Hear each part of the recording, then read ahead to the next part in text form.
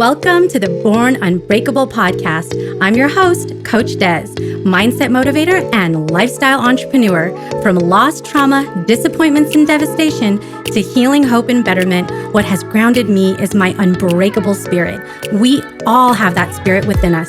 Every week, I'm here to inspire you with stories of perseverance and growth. My mission is to help you crush self-limiting beliefs and to be unapologetically you. You are your only limit, so take action today. Let your unbreakable ride begin now. Hi, everyone, and welcome to the Born Unbreakable Podcast. I am very excited about the guest that I have on today's show. She is the youngest influencer that I have ever interviewed, and as I've gotten to know her, I have been blown away by this young lady. Her name is Melchi Mizpah, and she hails from India.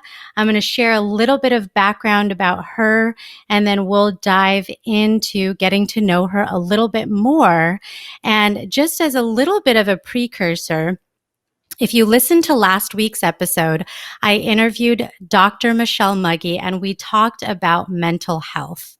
And today, as I talk with Melchi, she has dedicated so much of her time and her mission to mental health and well-being. And that is why I wanted her to come on the show and provide another perspective from the teenage view about this very important topic that is worldwide that all of us need to be spending some more time on.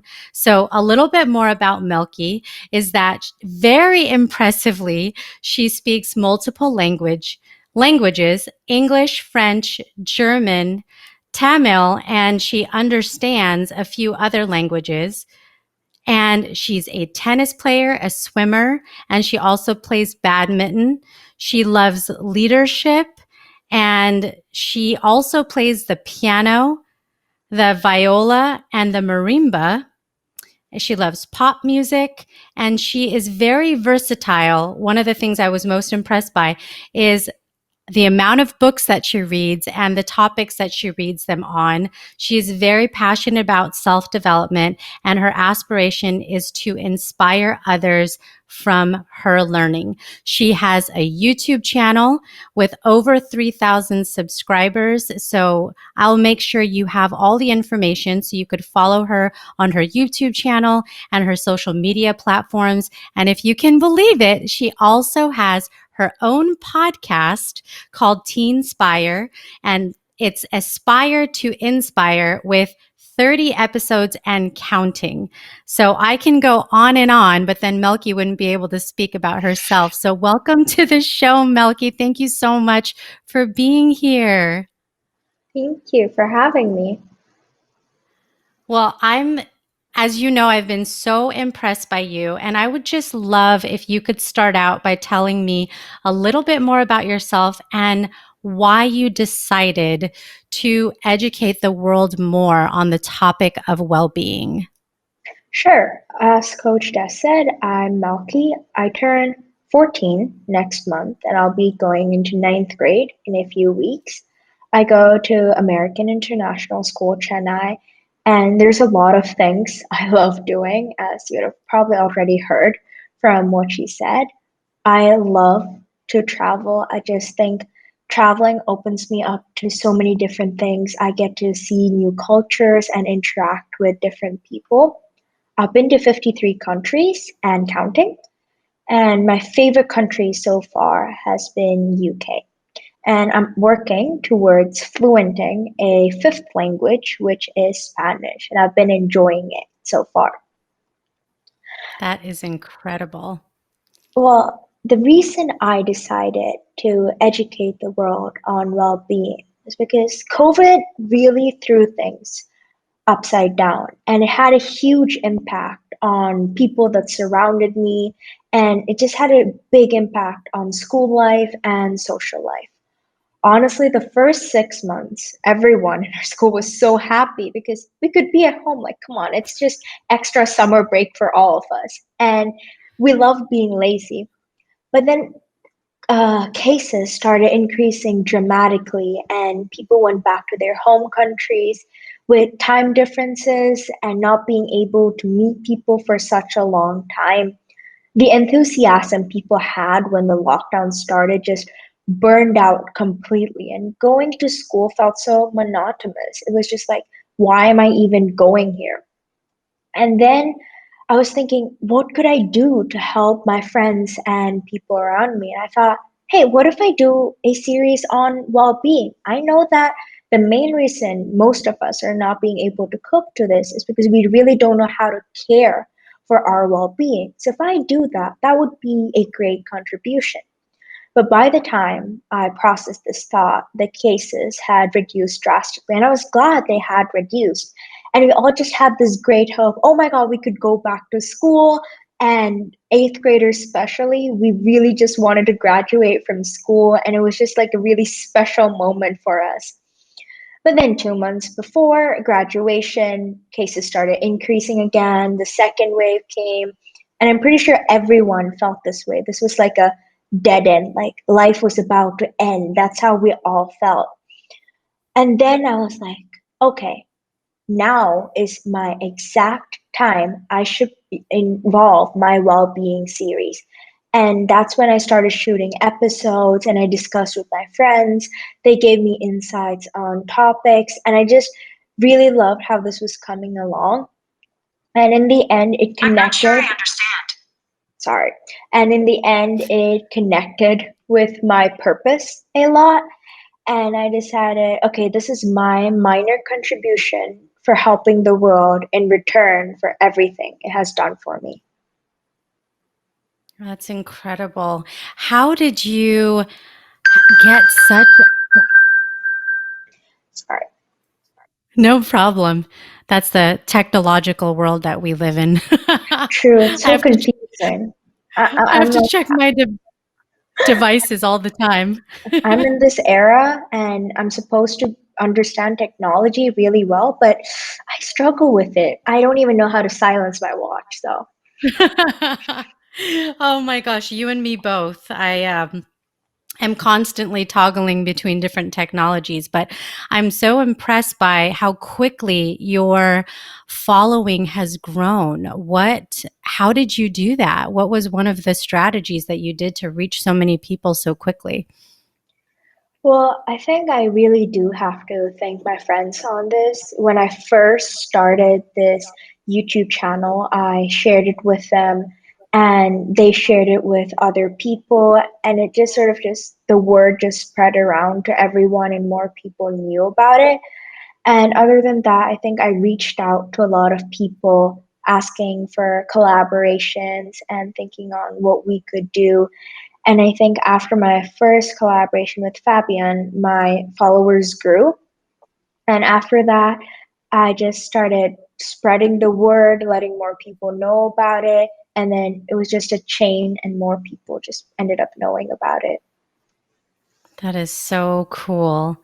Well, I want to ask you next about having an optimistic attitude, but one follow-up question I have just listening to you is, and recognizing how busy you are, is how do you fit it all in between school and having a podcast and doing these videos? How do you manage your schedule so effectively?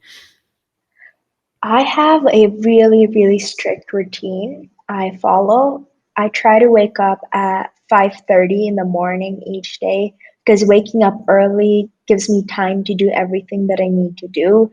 And then I exercise in the morning for 1 hour. Exercising freshens up my brain and helps me to focus better during the day. And then I read the Bible for about 30 minutes and I meditate on the words. And I think connecting with a higher purpose or with God is something that really helps me. And then I go to school like a regular student. I do all my work, I have lunch, school ends at 3:30, and then I exercise again. Virtual school is draining, and sometimes I think we all think exercise will drain us further, but actually, no, it gives you more energy. It makes you feel so much better. And then in the evening, I do any homework that I may have. I take a bath, then we have dinner together as a family, and I really enjoy that. I think that's the only time when we all just relax and speak. And then at night, I read for some time and I try to think of topics that I could possibly do, and I work on some topics on certain days. And weekends is usually my days for shooting. I ensure that I finish all my shooting and work on Saturday or Sunday. So in a week, I have one day where I just get to do anything that I want to do. That's the day when I binge on Netflix shows and stuff like that. Other Yeah. than that, What summer breaks and breaks really help me with things. I spend a lot of time during breaks working to through this work, and I think just finishing all the work at the start of break is so much easier. So then I can relax before school starts again. Yeah, you definitely have such good discipline. That is amazing. I can learn so much from you, especially the working out twice a day. What's the favorite thing that you've binged on Netflix recently? Recently, I would say Ginny and Georgia. It's a really interesting show. It's really short. I think it's only 10 episodes, but it addresses so many issues that we face in the modern day with like acceptance and racism. And I think it's a show that everyone should really watch. And it's meant for teenagers, so you can really connect with it and see things from a different perspective. It's just like seeing all our lives put into a show. That is really cool. I'm gonna have to check that one out. So I want to ask you, how does having an optimistic attitude help people succeed? I would say to find out how an optimistic attitude helps people succeed, you first have to understand what having an optimistic attitude means. And in my opinion, having an optimistic attitude means seeing failure as a new start, an opportunity that forces you to learn, grow, and discover. I really think there's no use in sitting around and moping about failure. And having an optimistic attitude really helps you bounce back from that. And I just think of failure as a hurdle or a weed, something that's really annoying. And it's just your choice. Do you want to jump over it, cut it off, or do you want to just stay there and stare at it and do nothing? Then I would say optimistic people are expansive. They don't get trapped in mediocrity. They're not scared of failure. They want to discover, explore, and learn. And this is something that I really believe in. Success involves risks. I can't think of any successful person that did not take any risks in their lives. And then I would say those with an optimistic attitude believe that good things will happen. If you don't believe you're going to be successful, who is? Like the saying goes, you are your biggest cheerleader. And finally, control your reactions and responses to incidents. Being impulsive and acting inappropriately just because of rage or you're not feeling all right doesn't really help you at all. And 99% of the time, people are on their path to success. They do everything right. But there's just that one trigger that turns them off and it throws them completely off track. And I would say, why work so hard and let one thing throw you off? Just push through it. And in a sentence, I would say having an optimistic attitude really allows you to attain success, not just work towards it. That is amazing. You know, one of the favorite sayings that I had, I used to have it as the screensaver on my phone for a little while, was life is 10% of what happens to you and 90% of how you react to it. And I resonate so much with what you've said because it's inevitable that things will come up that are unanticipated. But when we learn from them and we have the ability to move forward and persevere, such amazing things can happen. So I appreciate you sharing that perspective, because I think it is really important for us to reflect on, especially young people like yourselves who have such a dynamic environment after school that you'll be going into and facing things that you might be perceived as failures, but how far you can go when you can overcome them. So I appreciate your thoughts there. What about emotional intelligence? What does emotional intelligence look like to you in everyday practice? I actually use Daniel Goleman's theory of self awareness, self regulation, self motivation, empathy, and social skills.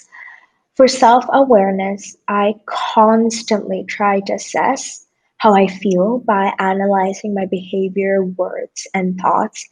And I really, really try to understand how it's affecting others based on their reactions to what I say.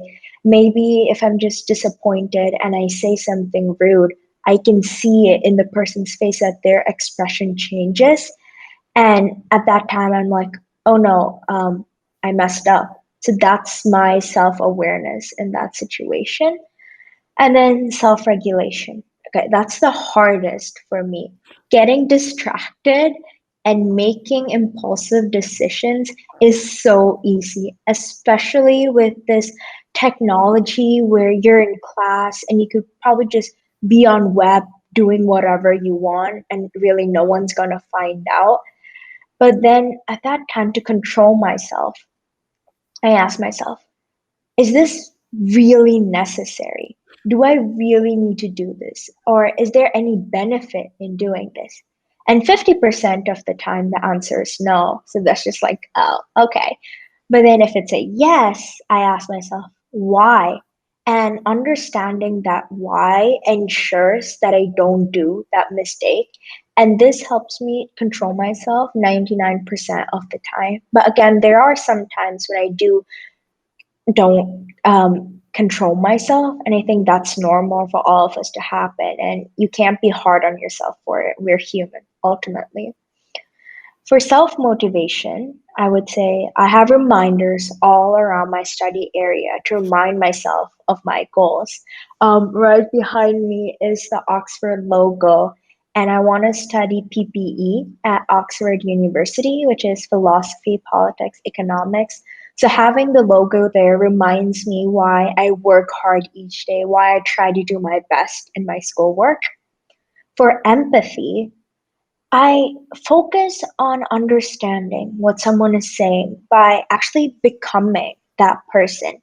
And personally, I find it really hard to set aside my style of thinking because a decision someone may have taken may seem really impulsive or useless to me. But then when I actually go into their shoes and understand why they did that, I think actually, no, from their perspective, it makes sense why they did it. So I just imagine myself having an out of body experience and just move into that person. And for social skills, I love talking in general, and talking to people and interacting with them is my favorite thing to do. It just helps me connect with them and see things differently. For that, during ritual learning, I try messaging at least 2 to 3 people each day. And once in a while, I call them just so I can listen to the voice of my friends. I would say emotional intelligence really starts with understanding your own emotions. It starts from within. And then when you can manage them and control them and use them to achieve your goals, you will be able to understand yourself better. And understanding these emotions much better can give you a sense of motivation on why you're doing what you're doing. And then it allows you to understand why others do what they do, and it will give you the capability to influence them. Yeah, that's really insightful. One of the things that I've reflected on, and everything that you're talking about with Daniel Goldman's steps, is about I might summarize it in my own words as a process of introspection, meaning taking time to understand yourself, how you process, how you see the world. And I do think going back to where you started with why you started to focus on well-being is that we all had an opportunity for a deeper level of introspection when the pandemic happened. Some of it was a bit not out of it wasn't in our control because we were told to stay inside and that would make things safer. But I think with that, going back to the point you made about having a positive attitude, we could either take that time to maybe watch a lot of Netflix or take that time and learn a little bit more about ourselves. And in the process, how we show up to other people and how we understand other people. So I'm hoping that that, you know, is a bit of a gift that we've gotten. And looking at the silver lining, it's been difficult, I think, from a social perspective to be indoors and not have the same opportunities. But the beauty of technology is the ability to do things like we're doing right now, you know, and we can see each other's facial expressions and we can understand if there's something, you know, one person says and it might trigger an emotion that we need to pay attention to, even of how we observe people, especially virtually now, because that's arguably the majority of how we're interacting in the world. We haven't quite gotten yet back to everyone just doing things in person. So I think it's incredible for you to share those steps. And I hope that they're very helpful for somebody to hear and maybe learn to practice for themselves. I want to next ask you about what are some ways that you suggest that can be implemented to combat stress? That's actually a really interesting question. I would say right now, a lot of us are facing stress. And I think the best way to cope with it is identifying where your stress comes from and then adjusting your game plan based on it. I would suggest doing the 4 A's, which is avoid, alter, accept, and adapt.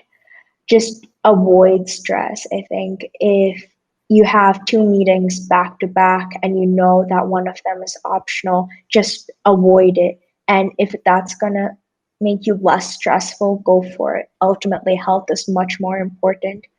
And then alter. When you're in stress, find new strategies that help you. Maybe exercising helps you, or talking to a friend, or reading. And that really allows you to embrace the situation for what it is. And that connects to the next step, which is accept.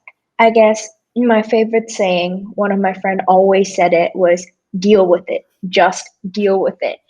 And sometimes it's really annoying when someone says, oh, come on, just deal with it. But then at the same time, when you ponder upon it, you understand, yes, I can do this. I can push through this. I am strong and I will get through this. And that's the part of acceptance. And then you finally have adapt. Thinking you can't cope to things is really stressful. Maybe you're in a class where the competition is really high and you want to be the best in that class, but change your standards and expectations 99% of the time, or even more than that, I would say, is because we put stress on ourselves. It's like we open our arms to stress. It just, nope, say no to stress. Another strategy I would say is organizing a to-do list for tasks that have to be done today, short term and long term. And that's why I have a board on my side over here, and I have lists on them that says due today, due short term, and due long term. And I focus on getting today's task first, and then short term tasks, and then long term ones. But that does not mean I end up ignoring the long term ones because procrastination is a huge issue we all face these days. So I involve bits of the long term tasks in today's task on a regular basis. And by categorizing it, I remove the stress of not being able to meet deadlines. And for us students, I think that's one of the huge causes of stress. And I came up with this idea after I heard a quote by John C. Maxwell where he said, "Don't try to manage your time, manage yourself." And it makes sense because we all have 24-hour days. It's not like I have more time than rest of the others do. It's just I manage myself better. That's huge. I sometimes try to find a 25th or 26th hour, and I never seem to be able to do that. But, I love the connection that I'm seeing in a lot of what you're saying, because having that optimistic attitude and creating an environment where you essentially are putting affirmations to yourself, it is also going to sustain the optimistic attitude and also reduce stress, because visibly you're continuing to be reminded of things that are positive or things that you might get hung up on, like say no. Having something next to you that just says say no, or a reminder, especially if you know it's your pitfall, can make a huge difference in your time, in the managing of yourself, and then ultimately what you choose to prioritize. I'm definitely going to write those 4 A's down and make them new Post-its with the other Post-its that I have all around my work environment. So that was a fantastic tip. I love that a lot. So, one of the things that I would love to do is just learn a little bit more about you, to get into your mind and help the audience, get to see the world from your view.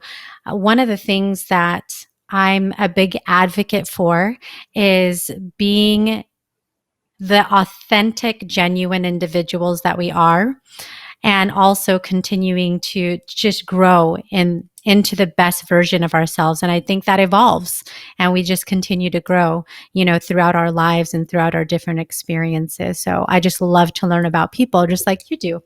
So the first question that I have for you is, what are 3 words that best describe you? Oof, there's so many words. Um, I would say ambitious, inquisitive, and a leader.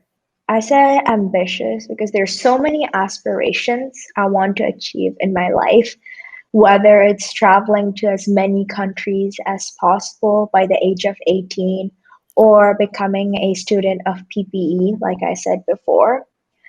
And then inquisitive. I really, really love learning more about people, things, places. And like I said before, talking to people expands my worldview, helps me see things differently. And sometimes I don't agree with everything that people say, but I think that's the fun part in it, to sort of debate with them and see why they think the way they think and why I think the way I think, and sort of finding connections there. And then I would say leader, because collaborating with people is something that I really enjoy doing, and leading people in a positive manner as well. And at school, when we have group works or just any extracurriculars and clubs, and there's an opportunity for me to be a leader, I always pounce on it because I think being a leader allows you to meet new people and interact with others from different grades, with different cultural backgrounds, and just see why they think of that topic the way they do, or just get to know more about them. Yeah, I think that's really incredible, and I love that you acknowledge that you want to hear and learn, but that doesn't necessarily mean agree with everything. Everybody's still entitled to their different perspectives while having respect for maybe something a viewpoint that's different. I know you like books. I was thinking of a book that it reminded me of while I was listening to you speak, and it's there's an author. His name is Don Miguel Ruiz, and he wrote The Four Agreements, one of my favorite books. And he has a series of all kinds of different ones, but there's one called The Fifth Agreement, and the Fifth Agreement is about listen, but be skeptical, which is Mm. essentially saying it's important for us to see the world and hear the different viewpoints all around us, but it's okay to question and have that curiosity and still be open-minded while having your own perspective. So I think that is really awesome, and you definitely are living up to the word of being a leader, because from the moment that I've met you, that is probably one of the first words that I thought of when I spoke to you. I said, leader. So that is very aligned with what you exude to the world. So that is just really awesome. Okay, my next question for you is, what is something about yourself that you're working on improving? I would say probably being more realistic. I always want to be the best at things, and I really don't like making mistakes or being second best. I think it's just in my blood that I have to be the best at things. And sometimes having that attitude of always wanting to be best actually helps me to achieve my goals. It pushes me harder, but in a positive way.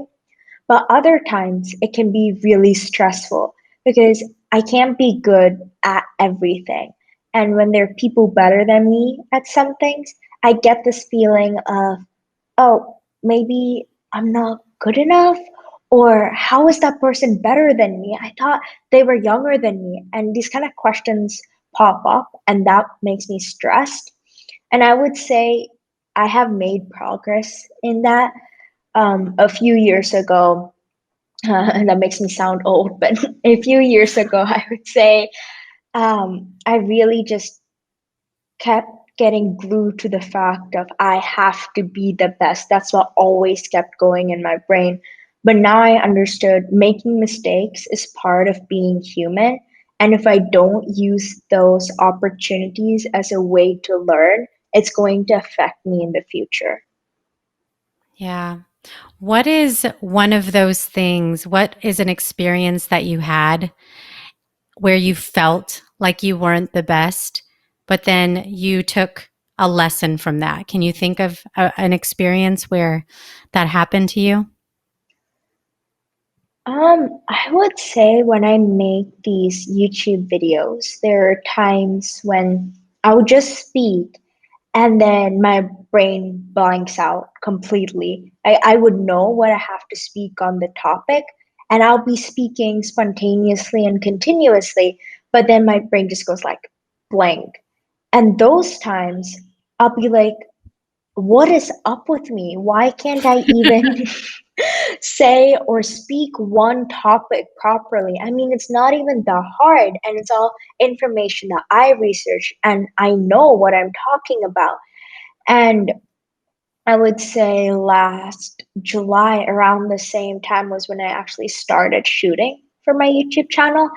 And initially, I didn't know how to exactly convey what's going on in my brain and convey it in a really understandable manner. So I had a lot of brain blanks back then. And that was a lesson that I learned, I think, around after 10 videos or so, that I learned making mistakes is all right in this situation. I just have to be myself and say what comes to my mouth. And sometimes, yes, it doesn't make sense because my brain, when I think and I speak, it's different. But then I know it doesn't matter because I already said what I need to say, and that's what really matters for me in that situation. Mm-hmm. Yeah, not overthinking it too much. Yeah, and that I think that's such a great lesson, because oftentimes we're our own worst critic.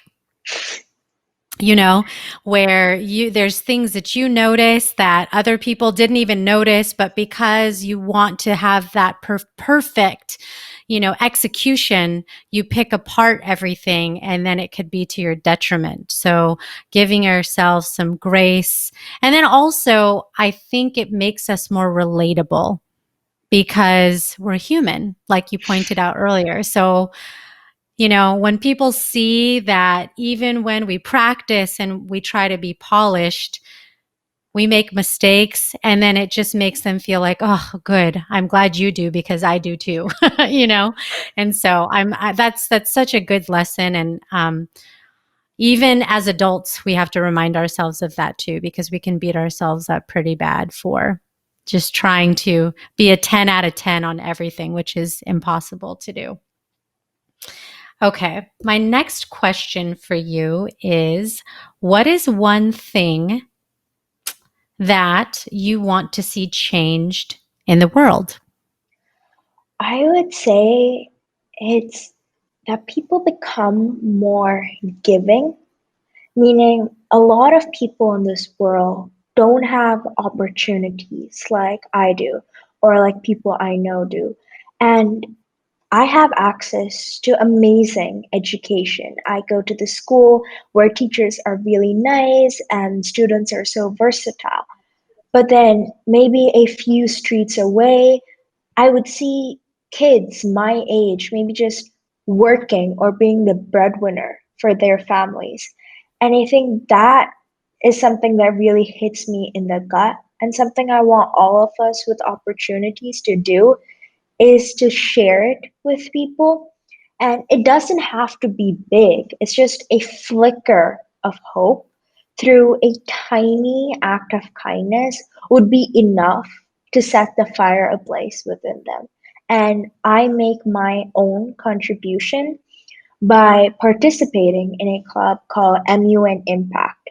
And this club works with students from less privileged backgrounds to teach them about MUN, and sometimes we just interact with them and play games. And this gives me a sense of satisfaction and lets me know that I'm doing something good with my access to education and with the opportunities that I have. That's really neat. Well, and then the interactions that you're having, what you're teaching, those that you're able to connect with, that's something that they get to take away from that experience too. How did you learn about that club? Well, the club is actually relatively new at our school. It's only been there for 3 years. And I think the club started because of a girl that graduated, I think a year, 2 years ago. And she asked our MUN mentor slash coach if we could have something like an impact club. And then in seventh grade, I joined the MUN Impact Club. And at first, I didn't really find it to be too amusing. If I'm going to be really honest, I just thought, oh, we're just making worksheets. Oh, there's so much work involved, there's so much planning. But then in eighth grade, I really understood why I was drawn to it in the first place in seventh grade. It gave me an opportunity for connections, and it's just publicity that happened in our schools and how much people spoke about it. Like I've seen on my friend's Instagram, where we post pictures with those kids, and they're just so interesting. It's so shocking how interesting those kids are. Maybe they've done things that I would never have done in my whole life. I really cannot imagine being a breadwinner for my family. And I'm 13, and those kids are even sometimes younger than me, and it's just insane. Yeah, that is a lot to take on, to have so much responsibility at a young age. And I was, going back in my head about what you said about travel, and I'm still so baffled that you've been to 53 countries. I'm still sitting here going, wow, that's amazing. What is one of the countries that you want to visit next? I would say I want to visit a country in Africa or not specifically Africa, maybe a less developed country, because I've been to almost all of the developed countries and quite a few of the developing countries. But the underdeveloped countries, I really want to go to one of them and just see how they look at life. Because something that I've noticed that's really common is when people have access to opportunities and privileges, they complain a lot. And I would say, even I complain. Like, I was talking to my parents a few days ago saying, it's annoying being in lockdown and not being able to meet people. But then they actually made me think about those that don't even have access to water. And never in my life have I ever been thankful for being able to drink water, just having food in the plate in front of me. And the reason I really want to visit those people is so I can share to more people like me about what they are facing, so that more people actually get to know about this cause. And considering the fact that I actually have the opportunity to travel a lot, I think I actually want to make good use of it. So if I have a specific country in mind, it might be Ethiopia. Yeah, that would be amazing to make a trip to Ethiopia. Um, I know what you said is such a valuable piece of information. And I have nieces that are near the same age as you, 12 and 14. And one of the hopes or desires that I have for them is that they have the opportunity to travel to another other countries. They've been to a few, because I do think it expands your perspective. When I went to Guatemala for Habitat for Humanity, I was able to build houses there, and meeting the families that I was building for, they put in their sweat equity because they wanted to be right side by side building, everyone from the child to the parents to the grandparents. And of course, we said, no, not, you can't just come and build, and we wouldn't want them to hurt themselves or anything like that. We really wanted to, get trained to do it properly for them, but just to see the determination of somebody being willing to build their own home was such an eye-opening experience for me that I never forget what it felt like to be a part of something that was like from the ground up. And I always look back on that and have so many moments, just like you described, where when I'm complaining about something, I go, this is nothing. This is absolutely ridiculous that I'm complaining about something that's so minuscule when there are so many bigger things in the world that people are struggling with. So I couldn't have said it better myself. That's such an important revelation.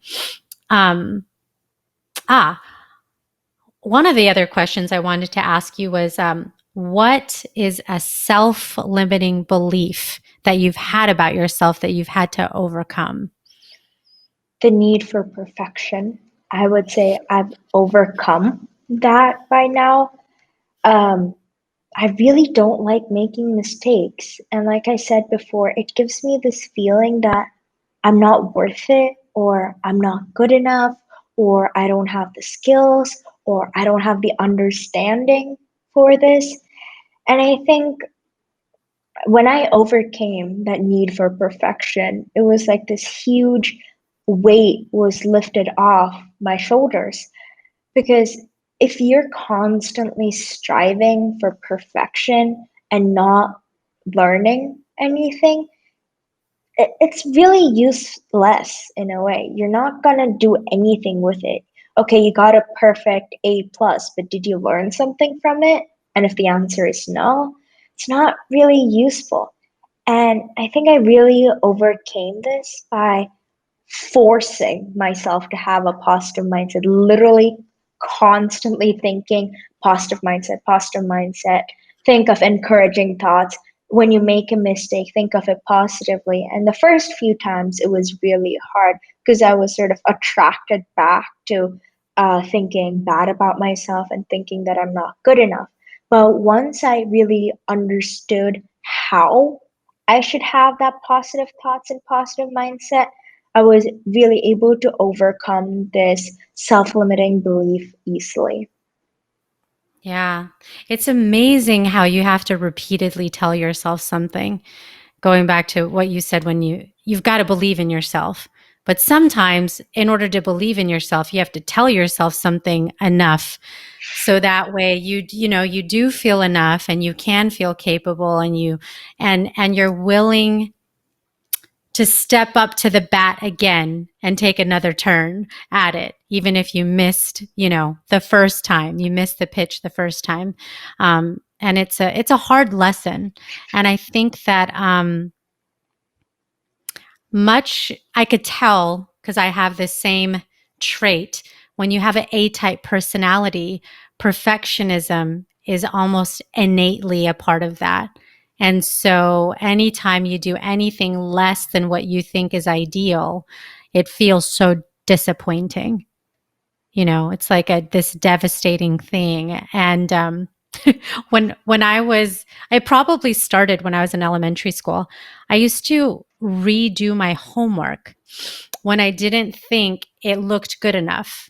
And it was something that I did. It was a complete waste of time. It didn't really accomplish anything. But my aunts and uncles would tell me that, like, why are you redoing it? Like, oh, I just want it to look perfect. I just want it to look perfect. And like all of those things, looking back at it is like, wow, what a waste of time. I could have taken those hours and invested it in doing something more fun than redoing my homework. So it's such a hard thing to kick, the perfectionism. So hard. Okay. What is one of the best pieces of advice that you've ever been given? I would say it's probably be you, be happy. I don't remember who gave me this advice or if I read it somewhere. I think it was on a logo or a box of something. And I found this like slip of paper inside it and it just said, be you, be happy. And since then, that got stuck in my brain. And I think I was in third grade when I read that. But now, if I actually think about it, there's so much meaning behind those four words because when you're being yourself, you be happy. You're just really happy that you can be yourself. And sometimes we're afraid to be yourself because we think we'll get judged or people won't like us for who we really are. But I would say if people don't like you for who you are, it's their loss. You didn't do anything. You're just being yourself. It's their loss that they cannot embrace your amazingness. It's their problem. Let them deal with it. And I think that's the part of be you. And when you're yourself and you're comfortable being yourself, I think the word comfortable there is really important. You automatically become happy. So I love speaking, interacting with people. I'm just a really cheery person in general. So now I'm just really happy and all of that stuff. People think, oh, she has a perfect life. Oh, she doesn't have any problems. And at times I'm just like, am I a bit too happy for them? Or is that? And then I'm like, nah, that's their problem. Let them deal with it. If they're jealous that I'm happy, well, it's because I'm being myself and they're not being themselves. If they don't learn how to be themselves, they can't be happy. Exactly. Yeah. I have a post-it. I talk about it often that says, you're not responsible for other people's happiness, and it kind of goes with the idea of perfectionism and acceptance. We talked about that. And sometimes the the bigger thing to do is being you, and the right people will accept you. The right people will, I do believe in that law of attraction. when you are going to attract the people who are like-minded and are meant to be in your universe and are meant to elevate you, because that energy feeds off of each other. When you have a positive attitude, it encourages other people to have a positive attitude, and then those people that don't have that will just go and gravitate to the negative people somewhere else. You don't need those people around you anyway. So I think that's so amazing. This has been such an awesome conversation, Melchi. I want to definitely spend some time knowing, or you sharing, how people can follow you and the work that you're doing. So basically, I have all social media accounts, and on YouTube, I post videos every Friday. And right now, I'm doing a series on well being, and this month is dedicated to emotional well being. And then I have an audio podcast, which is available on Apple, Audible, Spotify, and all major podcasts. And then on Twitter, Pinterest, and Facebook, I post thoughts that I have on topic or quotes that I think is really cool. And on Instagram as well, I post thoughts, teasers for my videos on YouTube and stuff I do in my daily life, like art that I do in my free time or when I'm watching TV or when I like a show, stuff like that. That is so cool. So there's a lot of different ways that people can follow you, and I'll make sure that all of those pieces of information are in the show notes so people could click directly on those links.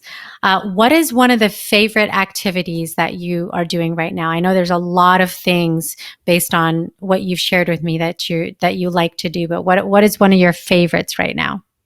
Right now, it's probably bracelet making. It was an obsession I had, I think, second grade through fourth grade. So origami and bracelet making was the trend back then. That's what cool kids did back then with those like loom bracelets and all of that. Yeah.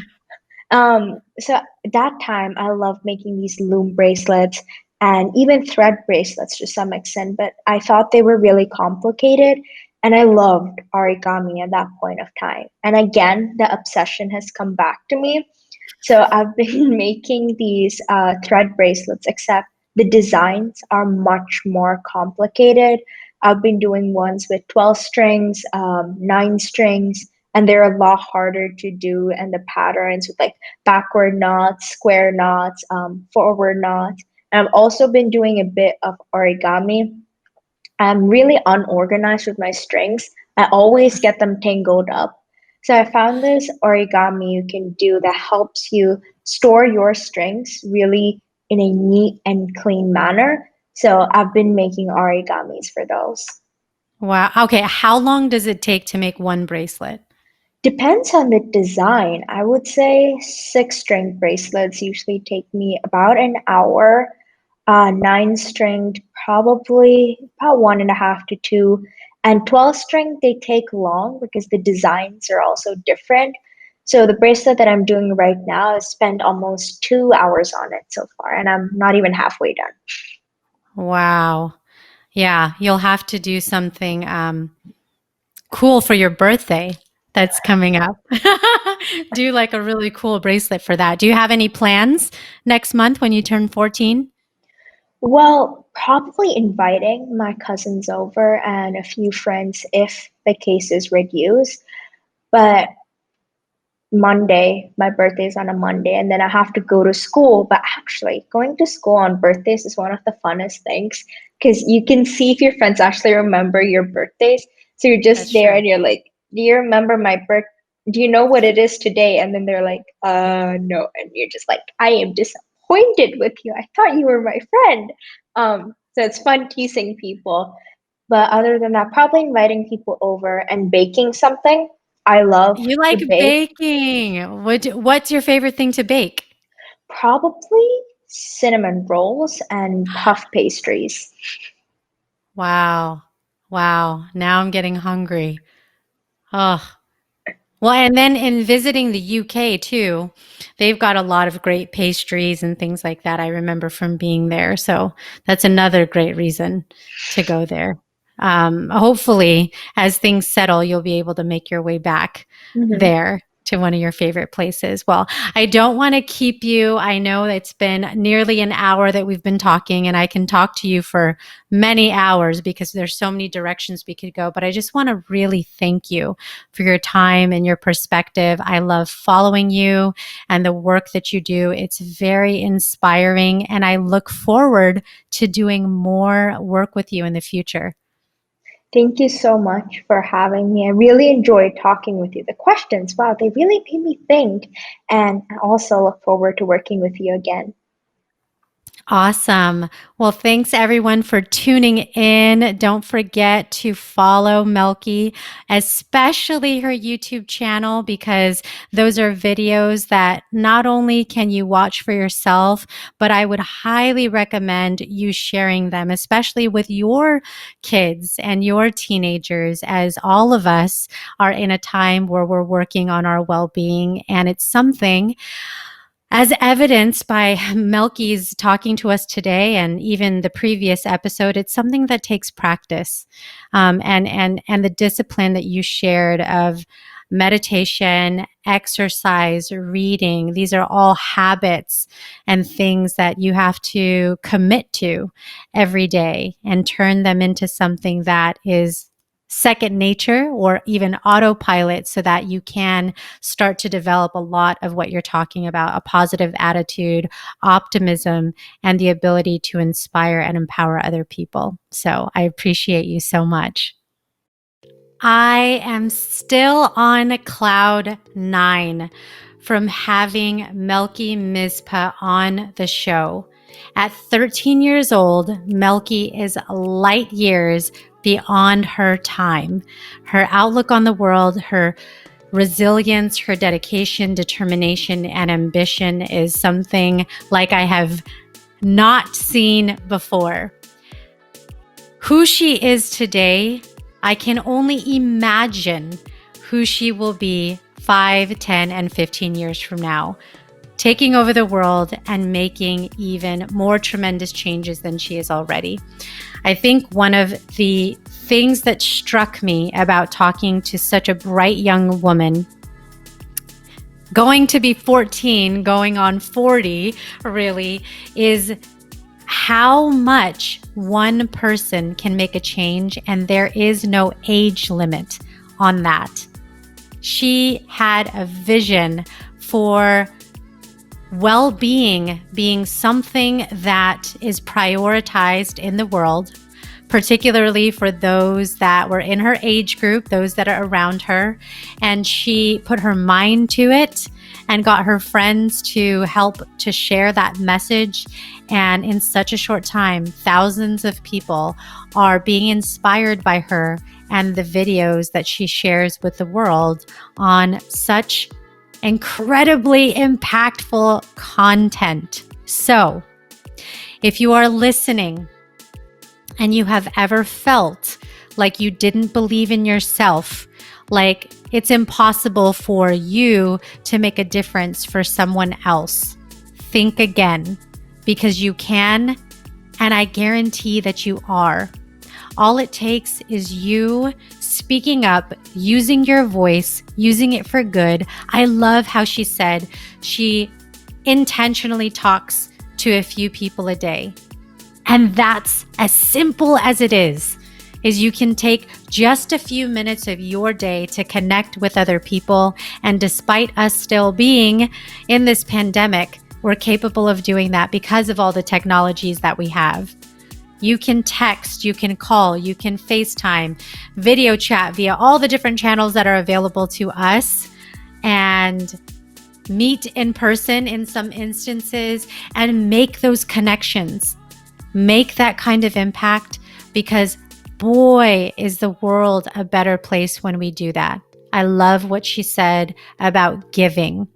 And that right there is a free gift that you can give, is a little bit of your time to inspire the world around you, because you can absolutely make a difference, and she is living proof of that every single day.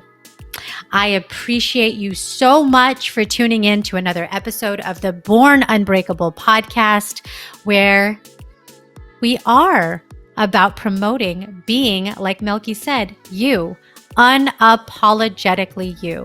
Remember that you are your only limit, so take action today. If you have not already, subscribe to Born Unbreakable and follow on all the platforms where you can listen to the podcast and the YouTube channel, and let me know what you want to hear. I do want to shout out, I always do this in writing, but want to say out loud a shout out to Ava Media Productions, because without Ava Media Productions, this show would not be produced to its quality. So thank you for that. And I do love hearing from you. Drop me a line. You know where to find me on Instagram. You can also email me, des@bornunbreakable.com. Tune in again next week for another inspiring episode.